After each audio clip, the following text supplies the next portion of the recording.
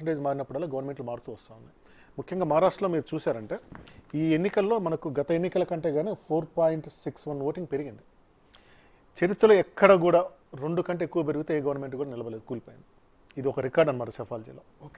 ప్రతిసారి ఇప్పుడు మీరు మహారాష్ట్రలో చూడండి, 2009లో ఓటింగ్ తగ్గింది, -3.76 తగ్గింది. 2009 అంటే 2004 తగ్గింది, గవర్నమెంట్ మారలేదు, నిలబడింది.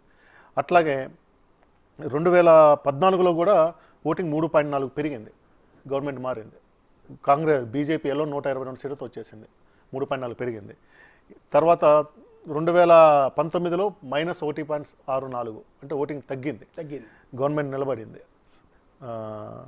తర్వాత ఇప్పుడు 4.61 అంటే చరిత్రలో ఇంత మారినప్పుడు గవర్నమెంట్ మారకపోవడం ఇదే మొదటిసారి. అంటే మీరు ఇంతకుముందు తెలంగాణ ఆంధ్ర ఎలక్షన్ కూడా డిస్కస్ చేద్దాం. మీరు చెప్పింది very interesting point. Polling percentage 2 కన్నా ఎక్కువ శాతం పెరిగినప్పుడు ఇంతవరకు ఎప్పుడు నిలబడలేదు. ఒకటే ఉదాహరణ బీహార్ ఒకటి ఎక్సెప్షన్ 2015. కానీ బీహార్లో జరిగింది ఏంటంటే తొలిసారి ఆర్జేడీ కాంగ్రెస్ నితీష్ కలిశారు కాబట్టి దీంతో పోల్చలేం. అంతవరకు ఉన్న బీజేపీని వదులుకొని బీజేపీ మీద ఉన్న వ్యతిరేకతను కాదనుకొని ఆర్జేడీ కాంగ్రెస్ నితీష్ గెలిచారు కాబట్టి దాన్ని ఈ లెక్కలో నేను పెట్టలేను. దాన్ని పక్కన పెడితే ఎక్కడ కూడా 2% కన్నా ఎక్కువ ఓటింగ్ శాతం పెరిగినప్పుడు ఎక్కడ గవర్నమెంట్ నిలబడి గవర్నమెంట్ పడిపోయినాయి. ఇది ఒక రికార్డ్ బ్రేకింగ్ అండి.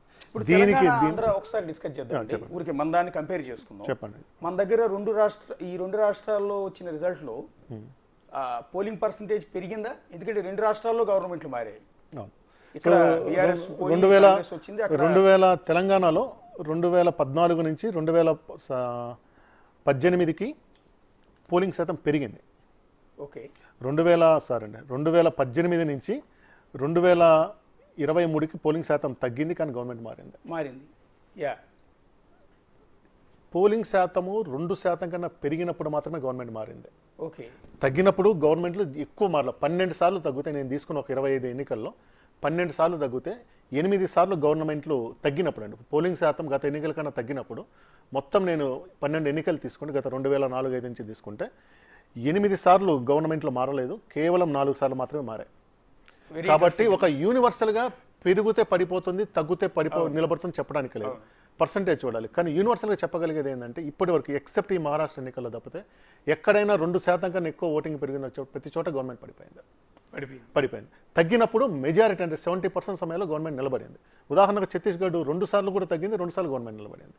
మీకు ఇక్కడ మన తెలంగాణలో ఓటింగ్ శాతం తగ్గినా కానీ గవర్నమెంట్ పడిపోయింది. దీనికి కూడా ఒక ఎక్సెప్షన్ కేసు ఏంటంటే బీజేపీ గెయిన్ కావటం, టీడీపీ ఓటర్లు ఎన్నికలు దూరంగా ఉండటం అనేది ఒక కారణంగా చూడాలి. మరి అదే ఆంధ్రప్రదేశ్కి వచ్చినప్పుడు ఇక్కడ 1.47 ఓటింగ్ పెరిగింది, 1.47 పెరిగింది. కానీ సీట్లలో 164-11 తేడా. అంటే మొత్తం జనరలైజ్ చేయము. కానీ ఈ డిబేట్లో నేను చెప్పగలిగింది ఏంటంటే 2% కన్నా ఎక్కువ ఓటింగ్ పెరిగినప్పుడు గత 15-20 ఎన్నికల్లో ఎక్కడ కూడా గవర్నమెంట్ నిలబడలేదు. ఇది నిలబడితే మహారాష్ట్ర ఎక్సెప్షనల్ రికార్డ్. ఇది సెఫాలజీకి గట్టి పాయింట్. ఒక్కసారి అప్డేట్ చూద్దాం. ఇప్పటి వరకు ఉన్న అప్డేట్, మహారాష్ట్ర 197 స్థానాలతో ఎన్డీఏ కూటమి లీడింగ్లో ఉంది. ఇండియా కూటమి 76 స్థానాలకు మాత్రమే పరిమితమైంది. ఇందాకటి వరకు 96 స్థానాల వరకు ఉన్న ఇండియా కూటమి కాస్త ఇంకా డౌన్ అవుతూనే ఉంది. దాదాపు 76 స్థానాలకి పడిపోయింది. ఇండిపెండెంట్లు ఇతర పార్టీలు పెరుగుతూ ఉన్నాయి. దాదాపు 11 స్థానాల్లో వాళ్ళు లీడ్లో ఉన్నారు. ఇండియా కూటమి 76 స్థానాలకు పరిమితమైంది. చాలా వరకు సీట్లు పడిపోయినాయి. బీజేపీ కూటమి అంటే ఎన్డీఏ కూటమి మాత్రం 197 స్థానాలతో రికార్డు స్థాయిలో దూసుకుపోతోంది. డబుల్ సెంచరీ దిశగా ఎన్డీఏ కూటమి మహారాష్ట్రలో దూసుకుపోతుంది. కాకపోతే శివ రాచర్ల గారు చెప్పినట్టుగా అది ట్రెండ్ మారుతుందా, నెక్స్ట్కి వచ్చేటప్పుడు మనం ట్రెండ్ కాదు, ఇది అన్ని దగ్గర ఇది ఇన్పుట్ ఉంది అనేది ఒకటి చూడాలండి. అంటే మనకు బీహార్ అనుభవం ఉంది కదా, ఒక ఇన్పుట్ వస్తూ ఉంది. ఖచ్చితంగా బీజేపీ లీడ్లో ఉంది, కానీ నెంబర్లు ఎంత ఉన్నాయో లేదనేది మనం చూడాలి. ఇంత మార్జిన్ ఉన్న తర్వాత మళ్ళీ ఇండియా కూటమి పుంజుకునే అవకాశం నేను అది